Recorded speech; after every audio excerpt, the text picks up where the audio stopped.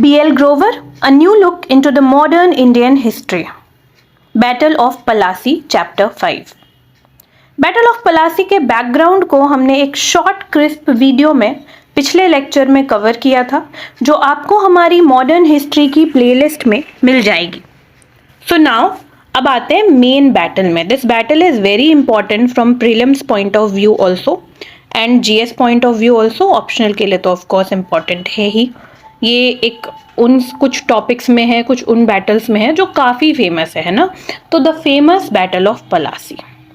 सो इस बैटल में क्या होता है, when the news of capitulation of Calcutta reached Madras, the authorities there decided to direct an army which had been built up to fight against the French towards Calcutta.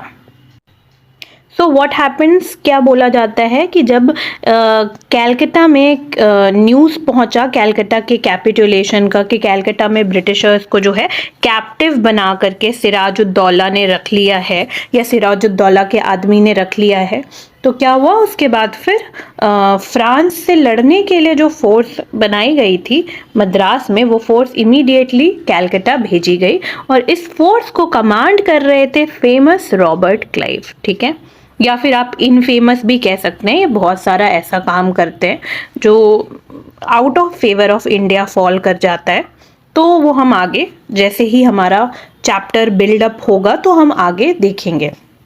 So Clive जो है वो recently England से होकर आए थे।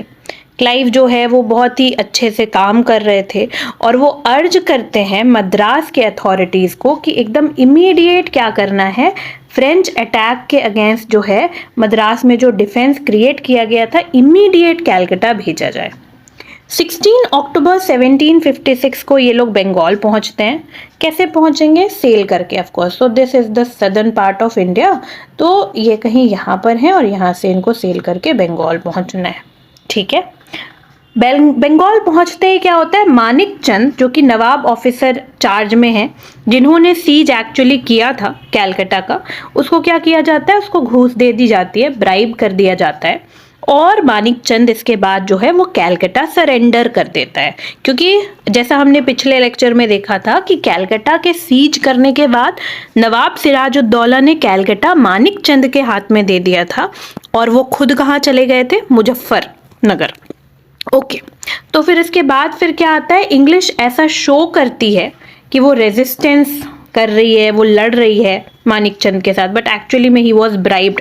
ठीक है, तो वो मानिक चंद ऐसा शो करते हैं कि वो रेजिस्टेंस कर रहे हैं। एक्सट्रीमली सॉरी, इंग्लिश नहीं, वो दिखाते हैं कि वो थोड़ा रेजिस्ट किए बट वो रोक नहीं पाए। इसके बाद क्या होती है प्रिसाइजली, फरवरी 1757 हम देख सकते हैं कुछ मंथ्स के गैप में। तो फरवरी 1757 को क्या होता है, मतलब 14 दिसंबर को ये लोग रीच किए हैं बंगाल और फरवरी 1757 को नवाब जो है वो देखते हैं कि अरे मानिक चंद भी लड़ नहीं पाया, ये हो गया वो हो गया, तो नवाब जो है वो पीस कर लेते हैं क्लाइव के साथ। कैसे भाई, तो ट्रीटी ऑफ अलीनगर। ठीक है, अलीनगर मतलब कैलकाटा का नाम को सिराजुद्दौला ने रीनेम कर दिया था। जैसे उन्होंने कैलकाटा को कैप्चर किया, कैलकाटा क्या थी, 3 शहरों को मिला करके बनाया गया था, या 3 विलेजेस आप कह सकते हैं, जो आप कमेंट सेक्शन में मुझे बताएंगे कि वो 3 विलेजेस कौन थी जिन्हें मिला करके कैलकाटा बनाया गया। It is an important question. Okay, तो कैलकाटा जो बनी, तो कैलकाटा जो है वो ट्रीटी ऑफ अलीनगर जो है, कैलकाटा का नाम क्या कर दिया है, सिराजुद्दौला ने चेंज करके अलीनगर कर दिया है। हमसे ये क्वेश्चन पूछा जा सकता है कि कैलकाटा के नाम को रीनेम अलीनगर किसने किया था in one day examination, so it was Sirajuddaula. ठीक है, restoring to the English their former privileges of trade, granting permission to fortify Calcutta and promising compensation. तो कैलकाटा में ट्रीटी ऑफ अलीनगर तो किया ही बैटल ऑफ पलासी से पहले कि चलो भाई हमसे गलती हो गई, ब्लैक होल ट्रेजेडी हो गई, हम ट्रीटी ऑफ अलीनगर करते हैं। इसमें सिराजुद्दौला ने 3 प्रॉमिसेस किए हैं ब्रिटिशर्स से। सबसे पहली प्रॉमिस क्या है कि आपके जो प्रिविलेजेस जो हैं ट्रेड के, वो वापस से मैं रिस्टोर करता हूँ। दूसरा, जिसके लिए जिस चीज़ से सारी फसाद क्रिएट हुई थी ना, वो क्या था कि कैलकाटा को ब्रिटिशर्स फोर्टिफाई कर रहे थे, फ्रांस से डर की बात बता रहे थे कि फ्रेंच अटैक कर सकते हैं, तो हमें डर है तो हम फोर्टिफाई कर रहे हैं। तो अब ले दे करके वो भी परमिशन देनी पड़ गई। ठीक है, परमिशन टू फोर्टिफाई कैलकटा। और लास्ट क्या है, लास्ट है कॉम्पेंसेशन, जो भी लॉस हुआ उसके लिए एक कॉम्पेंसेशन भी इन्होंने प्रॉमिस किया। So that's it. इसके बाद फिर क्या होता है, wheel had gone full circle, now English were on the offensive. अब इंग्लिश जो है वो डिफेंसिव नहीं खेल रहे, ऑफेंसिव खेल रहे हैं, ठीक है, वो जबरदस्ती एडवांटेज ले रहे हैं। देख लिया है कि नवाब के जो भी ऑफिसर है सारे के सारे क्या है, एक्सट्रीमली सॉरी, तो सारे के सारे जो ऑफिसर्स हैं, these are what, these are people who could be bribed and taken on your part, के ना आपके तरफ से खेल सकते हैं जब आप इनको घूस दे दें, पैसे की लालच दे दें। तो क्लाइव ने जो है एक कॉन्स्पिरेसी फिर से रची, ठीक है। सबसे पहले तो मानिक चंद को दे करके कैलकाता का सीज हटा लिया। इसके बाद मीर जफर, जो कि कौन है, नवाब सिराज उद दौला के कमांडर इन चीफ हैं आर्मी के, ठीक है, तो उसको क्या किया, उसको अपने प्लान में शामिल कर लिया, कॉन्स्पिरेसी में, षड्यंत्र में शामिल कर लिया। मीर जफर के साथ राय दुर्लभ और जगत सेठ, जो कि इन्फ्लुएंसर बैंकर थे बंगाल के, और साथ साथ ओमी चंद जो है वो एक इंटरमीडियरी हैं जो ब्रिटिशर्स से इनकी बात कराते हैं। तो ये 4 लोग मिलकर के एक षड्यंत्र रचते हैं, जिसमें ये प्लान किया जाता है कि नवाब को हरा दिया जाएगा। कैसे हरा दिया जाएगा, क्योंकि उनके जो आर्मी कमांडर है मीर जफर, ये भीतर से किसके साइड हो जाएंगे, ब्रिटिशर्स के साइड हो जाएंगे, ठीक है। तो मीर जफर को आज तक लोग जो है वो ट्रेटर की तरह याद रखते हैं, राइट। तो मीर जफर जो है वो किसके तरफ हो जाएंगे, वो हो जाएंगे ब्रिटिशर्स की तरफ, और वो लड़ेंगे ही नहीं, ठीक है, he will not show any resistance, और बदले में ब्रिटिशर्स उनको क्या करेंगे, उनको नया नवाब बना देंगे, ठीक है। और फिर इसके साथ साथ क्या होगा कि हाँ, okay, so nawab who in turn was to reward the services of the company and pay compensation. और मीर जफर को बदले में क्या करना है, एक तो पहले साथ नहीं देना है नवाब का, और क्योंकि भाई नवाब बनाया गया है तो ब्रिटिश इस लड़ाई में लड़ तो रहे, उनकी चीज़ें रिसोर्सेज तो लगी है या नहीं भी लगी है तो आपको तो पे करना है, क्योंकि बैटल तो actually under the table settle हो चुका था, है ना। तो English had given great offence to nawab by capturing. अब क्या है, अब इनको नवाब से झगड़ना है, ठीक है, ये खोट खोज रहे हैं कि कैसे लड़े, कैसे लड़ाई को जस्टिफाई कराए। तो सबसे पहले ब्रिटिशर्स ने क्या किया, अब जो बंगाल में फ्रेंच सेटलमेंट है, बंगाल में फ्रेंच सेटलमेंट कहाँ थी, चंदर नागौर में थी। तो चंदर नागौर के फरवरी में क्या हो गया है, इनका फरवरी 1757 को पीस ट्रीटी हुई है, ठीक है। 1 महीने के भीतर मार्च 1757 को चंदर नागौर को ब्रिटिश क्या करते हैं, कैप्चर कर लेते हैं। कब कैप्चर करते हैं, at a time when the nawab feared an Afghan invasion from the north and Maratha invasion from the west. तो क्या होता है कि चंदर नागौर को ये कैप्चर कर लेते हैं जब नवाब, ये सपोज दिस इज बंगाल, तो डर है कि इधर से अफगान अटैक कर सकते हैं और फिर वेस्ट से कौन अटैक कर सकते हैं, मराठा।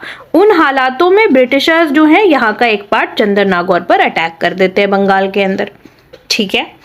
इसमें क्या होता है, इंग्लिश फोर्सेस जो क्लाइव के अंदर थी वो अटैक करने के बाद फिर क्या करती है, ये यहीं पर नहीं रुकती चंदर नागौर में, चंदर नागौर से फिर ये आगे बढ़ के मुर्शिदाबाद जाती है जहाँ पर नवाब है, ठीक है, नवाब से लड़ने के लिए।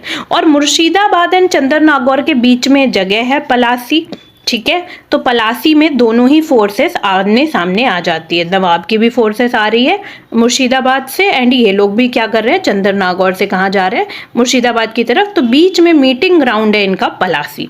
पलासी शायद नाम इसलिए पड़ा था क्योंकि वहाँ पर पलास के फूल काफ़ी होते थे। Anything might be the reason, but ऐसे रीजंस कॉमनली डिस्कस्ड हैं, जो भी है। तो Plassey was the common meeting ground, और पलासी में फिर दोनों फोर्सेस मिलती हैं, लड़ती हैं, and the that is very very very important, that is 23 जून 1757।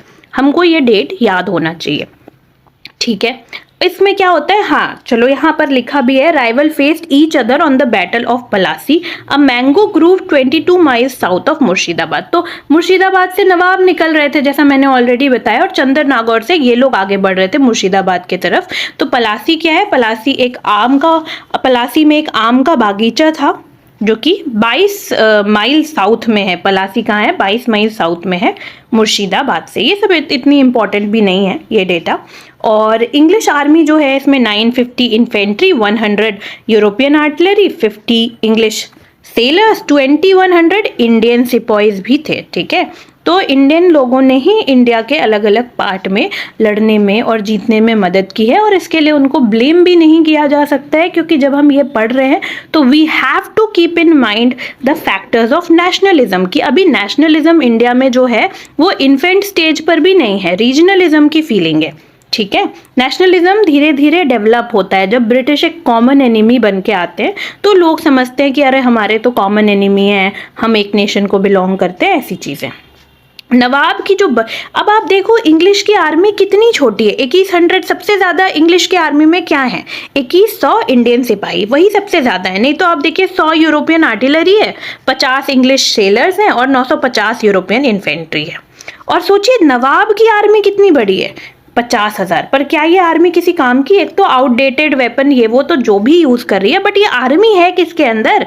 ये ट्रेचरस मीर जफर के अंदर है, गद्दार मीर जफर के अंदर है, जो कि नवाब का कौन है? जनरल है। तो क्या होता है, एडवांस पार्टी जो नवाब की ट्रूप की होती है वो क्या करती है, उसको नवाब की ट्रूप की भी एक एडवांस पार्टी होती है जो मतलब आगे आगे चलती है बैटल में। तो एडवांस पार्टी में कौन है? मीर मदन एंड मोहन लाल, ये लोगों की ट्रूप जो है, ये लोग आगे बढ़ते हैं, ये लोग लड़ने के लिए। Got the better of English troop and forced Clive to withdraw his forces behind the trees.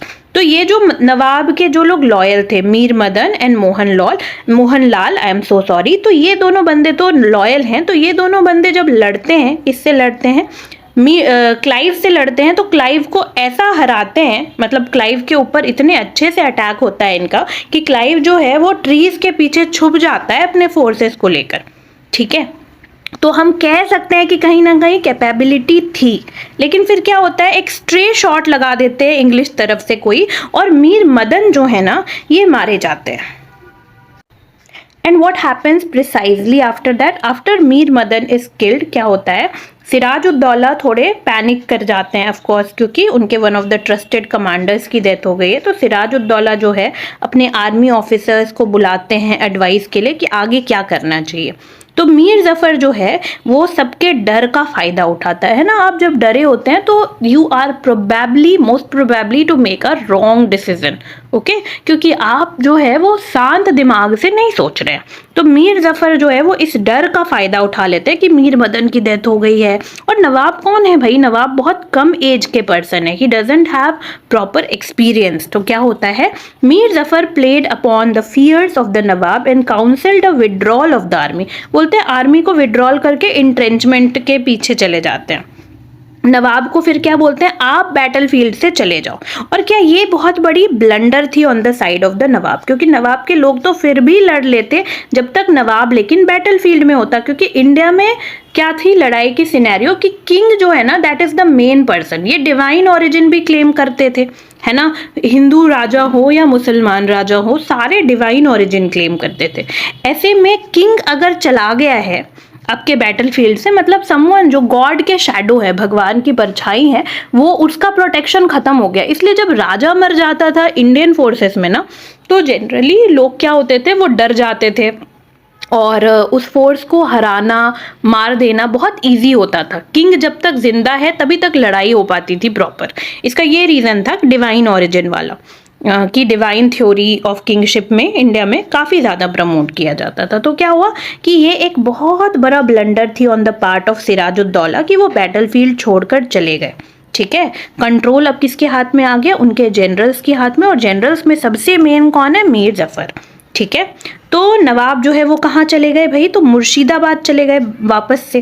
कहाँ आए हैं, पलासी आए हुए थे, है ना, तो पलासी से फिर से अपने सेंटर चले गए मुर्शिदाबाद। ठीक है, और नवाब के साथ साथ 2000 कैवेलरी भी चली गई। ठीक है, और इसके साथ साथ क्या हुआ, छोटा सा बैंड था फ्रेंच मैन का, जो लोग थोड़ा थोड़ा लड़ रहे थे, क्योंकि मेन लड़ाई तो यहीं से स्टार्ट हुई, बट क्लाइव के ट्रूप ने इनको ओवर पार कर लिया, क्योंकि बस फ्रेंच लोग ही हैं जो अब लॉयल हैं और बाकी सारे तो मीर जफर के कमांड में हैं। मीर जफर ने कोई ना कोई कुछ भी काम नहीं किया। ठीक है, और वो क्लाइव के लिए बस वेट कर रहा था कि कैसे क्लाइव को जो है वो क्या करे, जिता दे, और वो इसमें सक्सेसफुल भी हुआ। नवाब ने क्रॉस चेक नहीं किया उसके इंटेंशंस को, और फिर उसके बाद क्या हुआ, मीर जफर ने क्या किया, क्लाइव को कंग्रेचुलेट कर दिया। मीर जफर जो है इसके बाद फिर शॉर्टली मुर्शिदाबाद पहुंचते हैं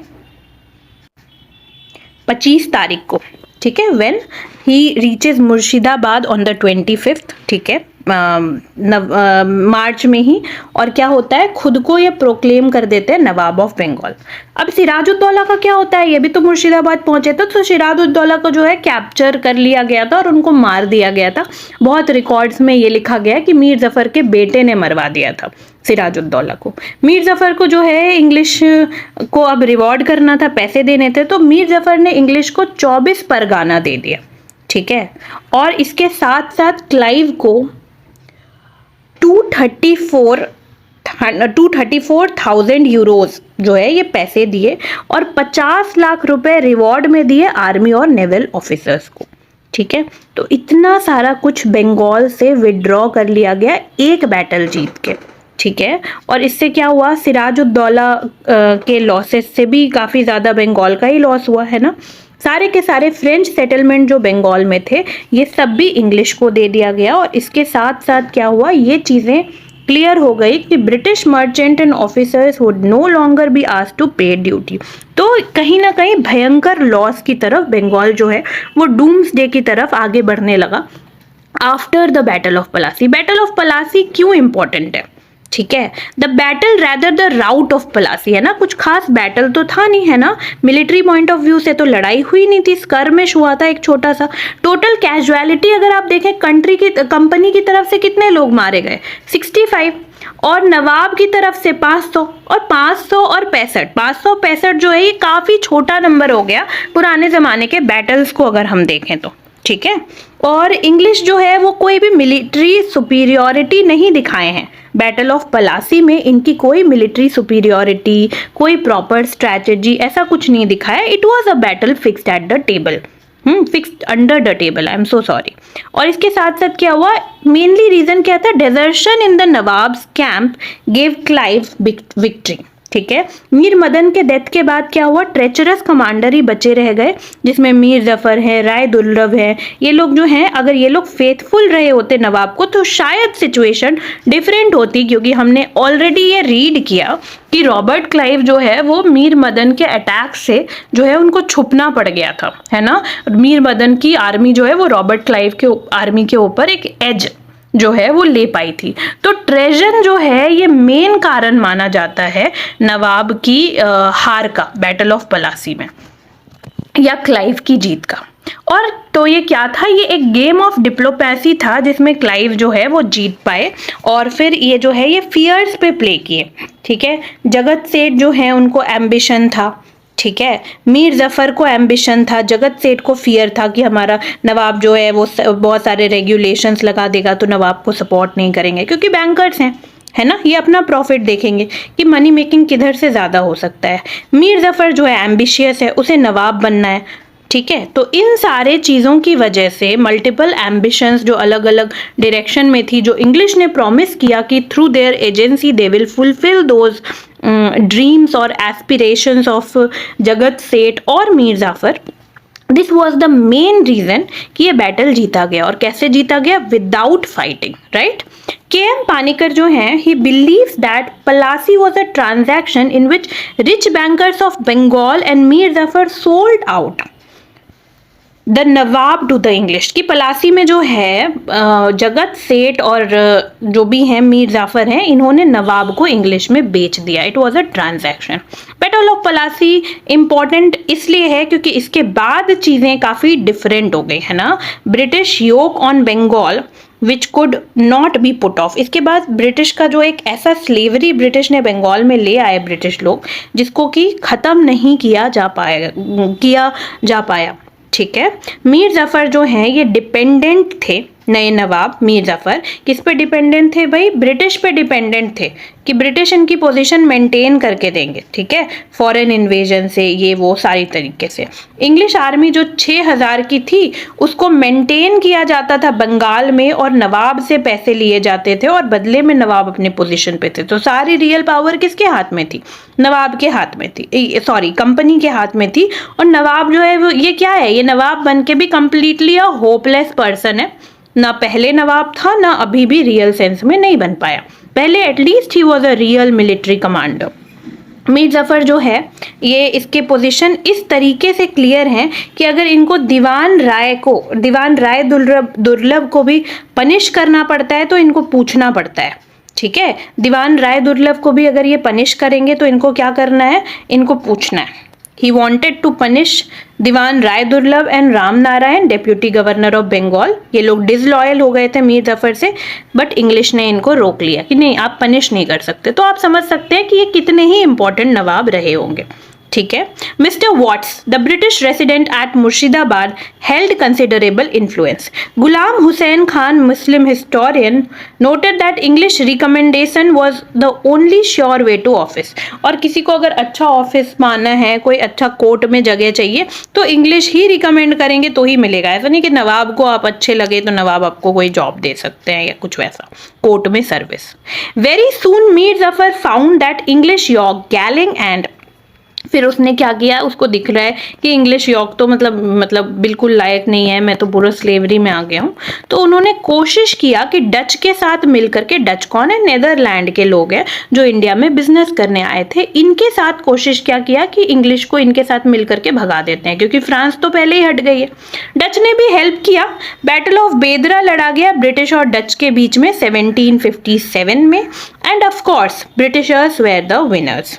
इसके बाद मीर जफर जो हैं वो he refused to read the writing on the wall. He had to place to Mir Qasim a nominee of the company in 1760। और फिर उसके बाद फिर ब्रिटिशर्स को बड़ा गुस्सा आया मीर जफ़र पे, और उन्होंने क्या किया, मीर जफ़र को हटा करके, मतलब बोला कि जो आप कहेंगे वो मैं नहीं कर पाऊंगा, तो फिर वैसे में मीर जफ़र को हटा करके इन्हीं के son in law Mir Qasim को इंग्लिश ने क्या किया, प्लेस कर दिया as a new nawab of the company. तो मीर जफ़र मैरिली 3 years के लिए जो है ही वॉज अ नवाब।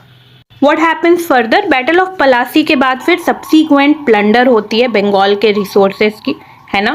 पहला इंस्टॉलमेंट ऑफ वेल्थ तो इमीडिएटली दे दिया गया, जैसे ही पलासी जो है उनके हाथ से गई, नवाब के हाथ से, तो 800,000 यूरोज जो है ये बंगाल से निकला। और सारे के सारे पैसे किस में पे किए गए भाई, चांदी के सिक्कों में पे किए गए, ठीक है। मैकॉले कहते हैं the fleet which conveyed the treasure to Calcutta consisted of more than 100 boats. 100 नाव से भी ज़्यादा बड़ा बेड़ा जो है वो ले जाया गया था बंगाल से पैसे, ठीक है। बंगाल से जो पैसे निकले, बंगाल जो कभी one of the richest province हुआ करता था इंडिया का, उसके इमेंस कॉमर्स को क्या किया गया, थ्रू सी इंग्लैंड सोर्स कर दिया गया, ठीक है। और मैन्युफैक्चरर्स जो हैं find their way to remotest part of India, मतलब रिमोटेस्ट पार्ट ऑफ इंडिया से भी लोग बंगाल जाया करते थे कि लाइफ बदल जाएगी। फाइनेंशियल कैपिटल काइंड ऑफ हुआ करता था। और ये जो है ये एक बार नहीं हुआ, ये बार बार होते रहा और बंगाल जो है वो सफ़र करती रही, लोग सफ़र करते रहे at the hands of nawabs official. और फिर इंग्लिश जो है उन्होंने वर्चुअली मोनोपोलाइज, ये भी नहीं कि बस पैसा ले जा रहे हैं, ट्रेड भी बंगाल का कंप्लीटली खत्म कर दिया, ठीक है। लास्ट बिट जो इंग्लिश को कोशिश की गई हटाने की, वो कब किया गया, वो किया गया डच के द्वारा 1759 में, जो अभी हमने बोला बैटल ऑफ बेदरा, बट डच को जो है वो ब्रिटिशर्स हरा चुके थे, ठीक है। फ्रांस तो कभी भी रीगेन कर ही नहीं पाई जो उनका पोजीशन था, क्योंकि पहले ही हमने एंग्लो फ्रेंच राइवलरी में भी पढ़ लिया है कि वो साउथ इंडिया में कितना बुरा हार गए थे। तो Bengal was the last hope जो कभी भी होप साबित नहीं हुआ। पलासी जो है वो एक बैटल थी जिसकी फार रीचिंग कॉन्सिक्वेंसेस थी इंडिया के फेट पर। मेलिसन जैसा कि कहते हैं, There never was a battle in which consequences were so vast, so immediate and so permanent। कि कोई ऐसा बैटल इसके अलावा था नहीं जिसमें जो consequences है, आउटकम है, इतने भयंकर थे और इतने कम समय में मिल गए और इतने परमानेंटली मिल गए, ठीक है। कर्नल मेलिसन जो है वो आगे भी कहते हैं, ओवरस्टेट करते हैं बंगाल के बैटल ऑफ पलासी के केस को, और वो क्या कहते हैं, made England the great Mohammedan power in the world, ठीक है, कि इंग्लैंड को बहुत ही बड़ा पावर बना दिया बैटल ऑफ पलासी ने दुनिया में। Plassey which forced her to become one. तो पलासी ने धीरे धीरे क्या किया, मुस्लिम कंट्रोल से सारे के सारे कंट्रोल जो इंडिया के हैं वो कहाँ पे शिफ्ट कर दिए, ब्रिटिश के हैंड में शिफ्ट कर दिए, ठीक है। Plassey which necessitated the conquest and colonisation of Cape of Good Hope of the Mauritius, the protectorate over Egypt. तो ऐसा करके वो थोड़ा ओवर एस्टिमेट कर रहे हैं बैटल ऑफ पलासी को, बट इनकी बात को अगर इग्नोर भी किया जाए तो भी battle of Plassey was very important as we already know. और इसके साथ फिर क्या होता है, मीर जफर को भी डिस्पोज कर दिया जाता है। तो क्या होता है, through though Mir Jafar had played disgraceful role of colonel Clive jackal, he failed to meet heavy demands. तो ये तो कहीं ना कहीं इसने बड़ा बुरा किया था सिराजुद्दौला के साथ, उनको धोखा दे करके, बट ये जो है उसके बाद खुद भी अपने ही जाल में फंस गए, क्योंकि कंपनी थी भाई trading entity, and what was the problem, अगर ये ट्रेडिंग एंटिटी है बस फायदा देखेगी, तो बहुत सारे खर्चे सारे खर्चे नवाब की पॉकेट से। मतलब कंपनी के ऑफिसर को कुछ पर्सनल एक्सपेंसेस भी होते थे, तो ऐसा बहुत सारे अनऑफिशियल और ऑफिशियल डेटाज में लिखा गया है कि पर्सनल एक्सपेंसेस, पर्सनल खर्चे भी जो है वो कौन बियर करता था, वो नवाब ही बियर करता था। एक दिन he was fed up of all of that, और फाइनली फिर इनको भी हटा दिया गया, ठीक है। इसके साथ साथ क्या हुआ, क्लियर चेंज हमको दिखता है इंग्लिश के एटीट्यूड में, ठीक है। नवाब के साथ जो ये ट्रीटमेंट करने लगे after the battle of Plassey, इसमें काफ़ी ज़्यादा एक अथॉरिटेटिव एटीट्यूड आ गया था इंग्लिश में। Company also derived an annual income of 5 to 6 lakh from the lands of Calcutta. Calcutta के लैंड से 5 से 6 लाख सालाना हो जाता था, और मीर जफर जो हैं उन्होंने अग्री किया था कि वो 1 लाख रुपया पर महीना पे करेंगे जब आर्मी जो है वो एक्टिव ऑपरेशंस में होगी। तो आप खुद सोचिए कि कितने ज़्यादा वेल्थ को जो है वो बंगाल से क्या किया जा रहा है, आउटसोर्स किया जा रहा है for the well being and betterment of English army और the English East India Company, ठीक है। इसके साथ साथ nawab had assigned to the company for a period of 2 years certain portions of the district of Burdwan and Nadia. और Burdwan and Nadia का ना कुछ हिस्सा जो है नवाब ने ब्रिटिशर्स को 2 साल के लिए दे दिया था, क्योंकि income from these sources was found. But ये वाला ये 2 जगह दे दिया, ये 2 जगह क्यों दे दिया भाई, तो ये 2 जगह और रेवेन्यू जनरेट करने के लिए। बट जब बुर्दवन एंड नादिया से इंग्लिश और रेवेन्यू जनरेट नहीं कर पाने लगे, तो इन्होंने फिर क्या किया, इन्होंने वापस से नवाब से डिमांड किया कि भाई हम तो और रेवेन्यू जनरेट नहीं कर पा रहे हैं, तो हमें ही दे दो, तो आप पे करो अब।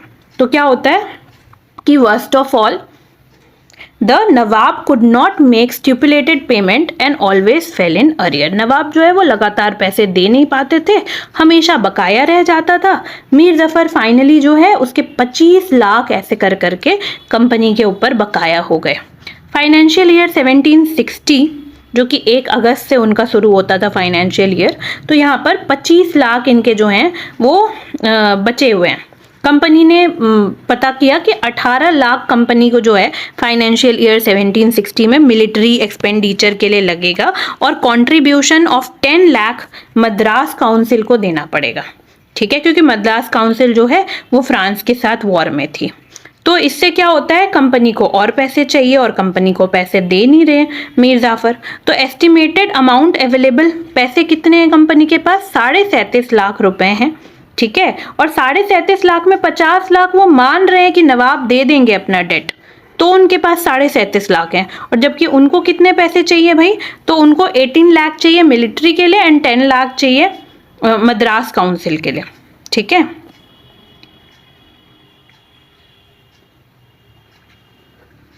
इसके साथ और 37.5 लाख में अगर आप 25 लाख हटा दें तो रफली 12 लाख के आसपास इनके पास है। तो इस वजह से क्या हुआ, इन्होंने और प्रेशर बढ़ाना स्टार्ट कर दिया मीर जफर के ऊपर। मीर जफर को जो है हॉलवेल चार्ज करने लग गए, ठीक है, कि मतलब अब आप पैसे नहीं दे रहे हैं, तो खटास बिल्ड हो गई, क्योंकि ये तो कौन है, ये है कंपनी, तो ये क्या करेंगे, इनको पैसे नहीं मिले तो अब रिलेशन खराब हो गया। तो इन्होंने बोला कि आप तो एंटी इंग्लिश एक्टिविटी करते हैं, आप डच के साथ फ्रेंडशिप कर रहे हैं, ठीक है। तो इंट्रीगिंग विद द डच और वर्किंग इन कोल्यूशन विद शहजादा अली गौहर। शहजादा अली गौहर कौन है, ये शाह आलम 2 हैं, मुगल बादशाह हैं ये, ठीक है। नवाब का सबसे बड़ा क्राइम यही था कि वो पुअर थे, वो पॉवर्टी में थे, वरना सब कुछ बर्दाश्त हो जाता है, ये सब कोई बड़ी बात नहीं थी। तो 1760 में क्या होता है, गवर्नर वेनिस्टार्ट जो हैं ये सजेस्ट करते हैं कि ये जो है अगर ये कंटिन्यू किए मीर जफर को सपोर्ट करना एडमिनिस्ट्रेशन में, तो क्या होगा, कंपनी जो है उसका जो एनुअल इनकम 50 लाख का हो सकता था, इसमें कंपनी को काफ़ी प्रॉब्लम होगी। ठीक है, Mir Jafar fail to see the writing on the wall. So जब गवर्नर वेनिस्टार्ट ने ये कहा कि आपको जो है आप जो है हमें बुर्दवन एंड नादिया दे दीजिए, जिससे हम 50 लाख के रेवेन्यू को जनरेट कर पाएंगे, तो हम आपको सपोर्ट करेंगे, अदरवाइज नहीं। तो इसमें फिर क्या हुआ कि मीर जफ़र जो है वो समझ नहीं पाए कैसे डील करना है, नहीं करना है, और फिर क्या हुआ, वो सारा का सारा चीज़ जो है वो सिचुएशन किसी के लिए अगर बुरा हो रहा है तो किसी के लिए फेवरेबल हो रहा है। मीर कासिम को लगा ये सिचुएशन फेवरेबल है, वो बोलता है मैं कर सकता हूँ मैनेज। ठीक है, तो इंग्लिश फिर क्या करते हैं, इंग्लिश मीर कासिम को जो है, जो बोल रहा है कि मैं पुराने सारे बकाए दे दूंगा, तो मीर कासिम को इंग्लिश जो है वो इमीडिएटली क्या करते हैं, वो नया नवाब बना देते हैं। मीर कासिम ने इमीडिएट मेजर्स लिए कि वो फाइनेंशियल डिस्ट्रेस को थोड़ा ठीक कर पाए। 27 सितंबर 1760 में एक ट्रीटी करते हैं मीर कासिम कैलकाटा काउंसिल के साथ, और ये क्या करते हैं कि ये क्या करेंगे, कंपनी को सारे के सारे जो भी चार्जेस हैं कंपनी के बकाया हैं, इसलिए कंपनी को बुर्दवन, मिदनापुर और चिट्टागोंग दिया जाएगा कि यहाँ से कंपनी रेवेन्यू अपना जनरेट करे। कंपनी को हाफ शेयर और कहाँ से मिलेगा, शाइलेट जो है, शाइलेट में चूनम ट्रेड जो होता है उसका आधा शेयर कंपनी को दिया जाएगा। एंड व्हाट नेक्स्ट, इसके साथ साथ क्या, चूनम शेयर के साथ साथ मीर कासिम ने प्रॉमिस किया कि वो क्या करेंगे, वो 5 लाख के एक सम को क्या करेंगे, कंपनी को देंगे ताकि साउथ इंडिया में वॉर हो सके। इसके साथ साथ इन्होंने बोला, मीर कासिम ने ये अग्री हुआ कि मीर कासिम के एनिमीज कंपनी के एनिमी हैं, मीर कासिम के फ्रेंड कंपनी के फ्रेंड है, और कंपनी ने प्रॉमिस किया कि वो अलाउ करेंगे tenants of nawab territory to settle in the lands. तो कंपनी का जो लैंड है, मिदनापुर, चिट्टागोंग, ये सारे जो लैंड कंपनी को दिए गए हैं, यहाँ पे नवाब के लोग भी सेटल कर सकते हैं और कंपनी के लोग भी नवाब के टेरिटरी में सेटल कर सकते हैं। तो ये कंपनी के लिए था, चलो भाई हमारा पैसा जो भी दे दे वही हमारे लिए नवाब है। ठीक है, फिर उसके बाद फिर क्या हुआ, ट्रीटी की गई। ये सारे बात के बाद तो इस ट्रीटी को इफेक्ट देने के लिए क्या हुआ, वेनिस्टार्ट और कैलॉड ने जो है वो प्रोसीड किए मुर्शिदाबाद में 14 अक्टूबर 1760 में, और फिर पैलेस जो है वो कंपनी की आर्मी से सराउंडेड थी, तो मीर जफ़र जो है उन्होंने मीर कासिम के फेवर में रिज़ाइन कर दिया। मीर जफ़र जो हैं वो कैलकाता चले गए, वो पेंशन उनको 1500 रुपये पर मंथ मिलने लगा। उन्होंने ग्रजिंगली जो है ये 1500 रुपये साइन किया गया मीर कासिम के द्वारा। मीर जफ़र जो हैं was paid back in his own coin, Mir Zafar के ही पैसे मीर जफ़र को वापस मिले, और मतलब पैसे नहीं, आप ये कह सकते हैं कि मीर जफ़र की कर्मा मीर जफ़र को रिटर्न हो गई। जो मीर जफ़र ने सिराजुद्दौला के साथ किया वही उनके साथ हुआ। जैसे ही नवाब बन गए मीर कासिम, तो मीर कासिम ने हेवीली ब्राइब किया किंग मेकर्स को नवाब बनाने के लिए। किसको, वेनिस्टार्ट को जो है वो 5 लाख रुपए दिए, हॉलवेल को 2,70,000, ग्यूरी को 1,80,000 और 5,000 गोल्ड के मोहर दिए। मिस्टर समर को 2,40,000, स्मिथ को 1,34,000, ऐसे करके सारे लोग, अब एग्जैक्ट अमाउंट की ज़रूरत नहीं है कि किसको कितना दिया, बट टोटल इसको कुछ लगभग 29 लाख पे करने पड़े ताकि ये नया नवाब बन सके। अब Mir Qasim as an administrator कैसे थे, ये अगेन एक अनदर इम्पॉर्टेंट टॉपिक है, तो ये हम इस लेक्चर में नहीं करने वाले हैं। सो our lecture will be wrapped up for the day. Thank you so much for watching. अगर आपने अब तक इस चैनल को सब्सक्राइब नहीं किया है तो please subscribe, like and comment कर दीजिए। आपके एक छोटे से लाइक, कमेंट या सब्सक्राइब से मुझे काफ़ी